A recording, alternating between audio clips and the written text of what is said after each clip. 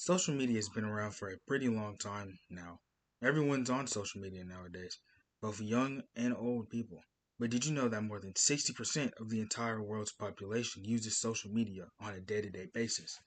That's over half the population that's scrolling on these platforms, and they spend almost all of their time on these apps, on many different apps. Social media over the years has grown quite a lot, and today I'll be going over its history and impacts on people. The history of social media starts with online chat rooms that started in the 1990s. In these chat rooms, people would be able to text over their devices in real time. One of the largest sites for this was MySpace, which launched in 2003 and was created by Tom Anderson. It was the first of its kind. There had been nothing before that was similar to this app. Then, as years went by, specifically during the 2010s, big platforms such as Facebook, YouTube, and Twitter, which is now X, took over the digital space and dominated over MySpace as well, which they allowed more people to post themselves as well as communicate with other people worldwide.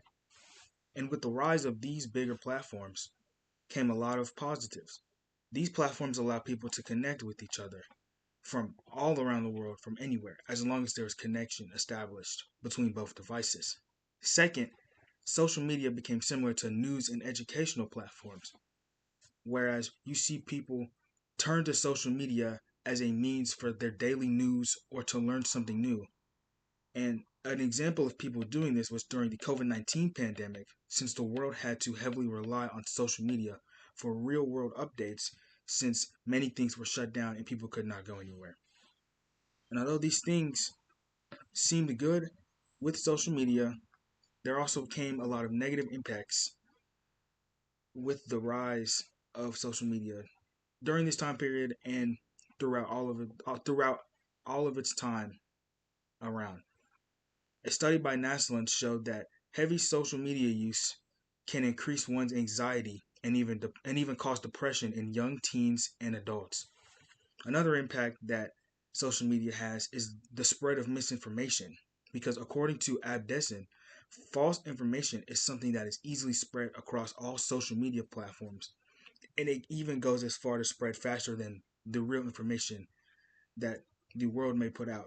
So more people tend to lean towards this misinformation because that's something they see first on social media compared to an actual news source. And finally, social media can have a negative impact on our actual communications in real life. For example, people who scroll and watch short content daily and constantly at that are impacted heavily by this, since what they're consuming can negatively impact their attention span and cause any interactions they may have in person to go bad or not happen at all, since they begin to lack proper listening and communication skills because of the content that they're viewing. In conclusion, social media has come a long way from its creation in the 1990s.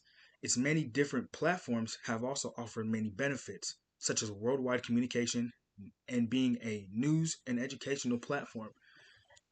And although these things are good, social media has also presented many challenges, such as the fast spread of misinformation and mental health challenges to many people around the world, causing what social media can do to us to be entirely shaped by how much of it we consume daily.